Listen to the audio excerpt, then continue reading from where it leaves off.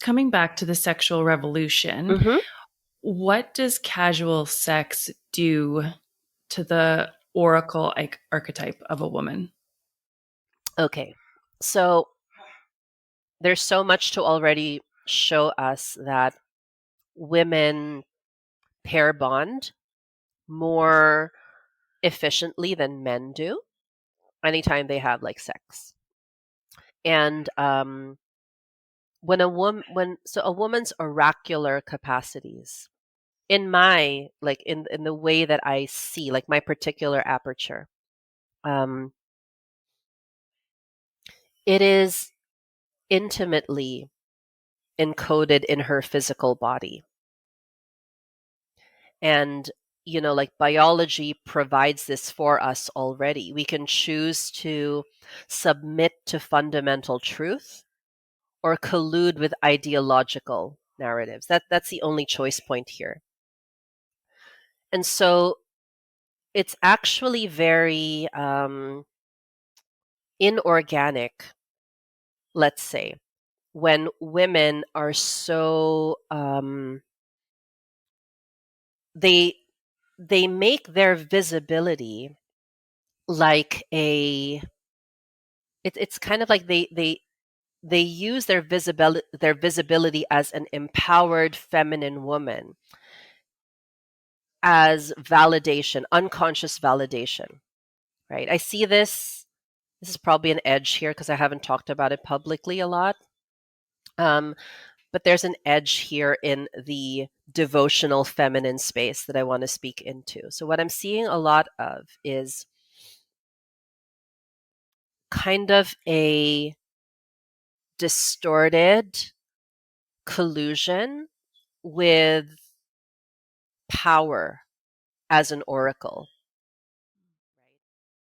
I have massive like respect for the oracular capacity of the feminine. But when it comes to a point where she is unconsciously colluding with some type of hierarchy, like, oh, like I'm such a like worthy woman. I'm such a like any man would be lucky to have me as the oracle for him. Like I'm seeing that.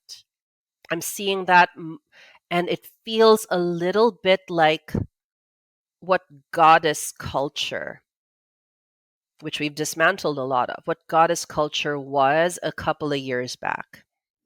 Yeah. Where women were encouraged to like put their physical body out there for all of like social media to witness and to be unapologetic with because our sex is powerful, which it is. All of that is true. None of that is a lie.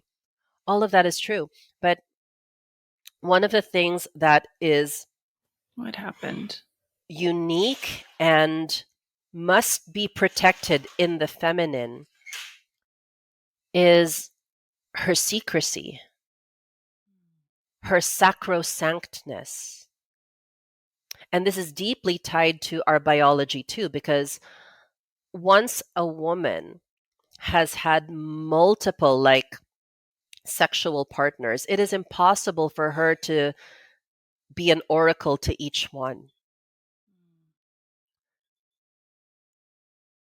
The quality of like the female oracle, like if you look at my lineage, for instance, so I come from an Asiatic lineage, and in my country, females were considered priestesses, right? Wounded soldiers would be brought to the babaylan, who was the female priestess, oracle slash doctor in the tribe. So she held a very reverent position. Some were married, some were not married. But for those who were born and bred to be babaylan, priestess, their only function was to heal, like to be brought into to no, she was never brought into, you were brought to her, right?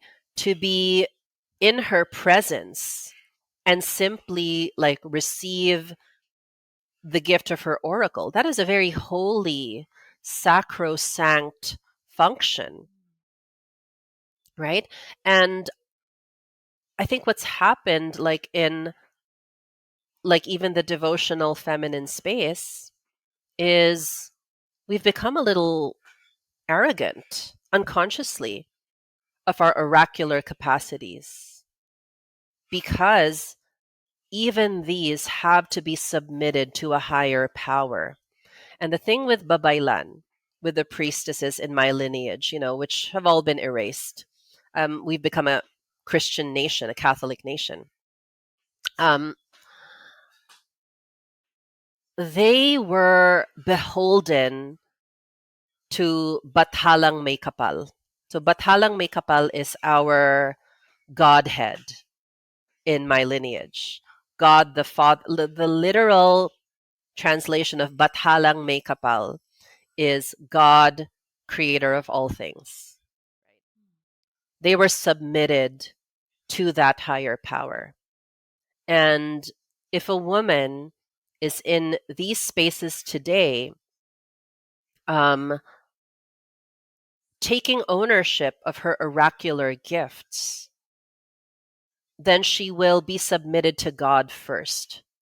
Otherwise, that channel is not clean, right? Just like in in hookup culture, a woman who can bed as many men as she can is not a clear channel, because she is colluding with an aspect of her nature, with an aspect that is not of her nature. She's colluding with an aspect that is not of her nature. It's not in the nature of woman to bond with several men.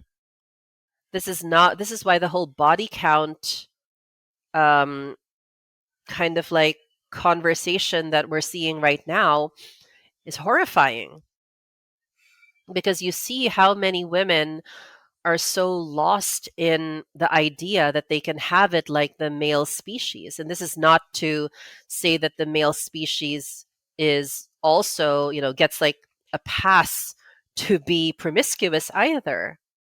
There's also distortion in that, right?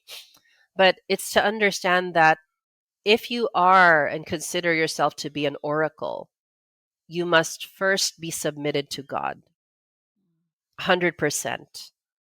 This is why in my like deeper, more like non-tangible spaces where I teach union, right?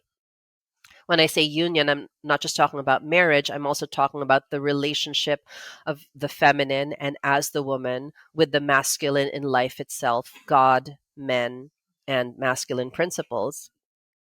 I remind women that for you to actually be in right relationship with the masculine and with men is to understand that that involves your biology too, your physical body, and how you can't simply overwrite what the creator, Bathalang May Kapal, has encoded, right? And the lineage of these priestesses that I find so fascinating is how deeply honorific they were of the created being.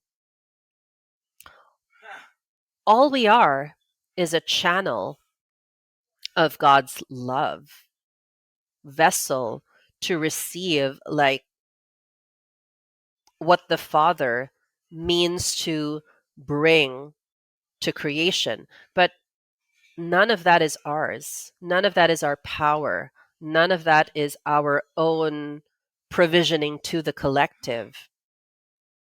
It is all like simply something we receive and resource, just like the archetype of the Proverbs 31 woman. Her husband did all of the acquisition of the land, all of the acquisition of the servants and the people. She was the resource and the oracle. She spoke life into him so he could do that.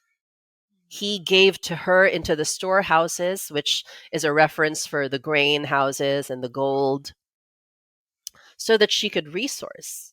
Nothing that the feminine does is from purely her, right? And I feel that there's some kind of like unconscious arrogance right now that we need to like we need to confront and humble ourselves again before God. Because if we start to collude with this arrogance, then we are no different from the lineage that we say we burned down to the ground, the whole goddess collusion, and that we are goddesses and we create our own reality and all of that. Um, so, yeah, I feel like that's an important piece for us to be aware of at this time and in this era. And we get to humble ourselves, deny ourselves, and kind of reposture ourselves with God.